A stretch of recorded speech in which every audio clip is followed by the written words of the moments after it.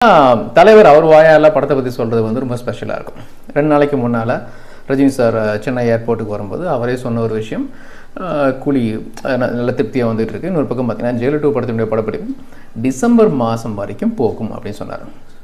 நம்ம சேனல் இதுக்கு முன்னாடி டிஸ்கஸ் பண்ணியிருந்தோம். இதுக்கு முன்னால் படத்தினுடைய படப்பிடிப்பு பார்த்திங்கன்னா இந்த இயர் 2 வரைக்கும் போகும்னு சொல்லிட்டு. ஸோ அதே தலைவரும் அதை ஆமோதிக்கும் போது ஹாப்பியாக இருந்துச்சு.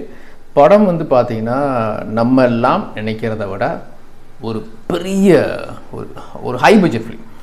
ஒரு ஹாலிவுட்டில் ஒரு ப்ராப்பர் ஆக்ஷன் ஃபிலிம் எடுத்தால் அதை எப்படி டீல் பண்ணுவாங்களோ ட்ரீட் பண்ணுவாங்களோ கிட்டத்தட்ட அப்படி ஒரு படமாக தான் ஜெயிலர் 2 வந்துட்டுருக்கு.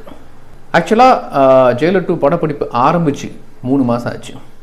டிசம்பர் தான் முடியும் அப்படின்னா அப்போது இன்னும் எவ்வளோ ஷூட் இருக்குன்னு பாருங்கள். என்ன மாதிரி ட்ராவல் படம் இருக்குன்னு பாருங்கள். ஜெயிலர் 1 படம் ஒரு ட்ராவல் தான், நிறையா ஸ்டேட்டுக்கு போயிட்டு வரும்.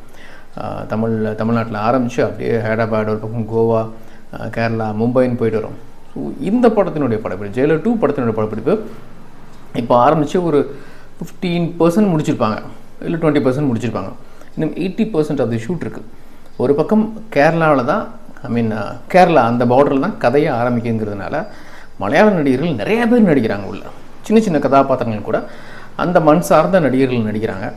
ஒரு முக்கியமான வில்லன் இப்போ வரைக்கும் அவர் போர்ஷனுக்கான ஷூட் ஸ்டார்ட் பண்ணவே இல்லை.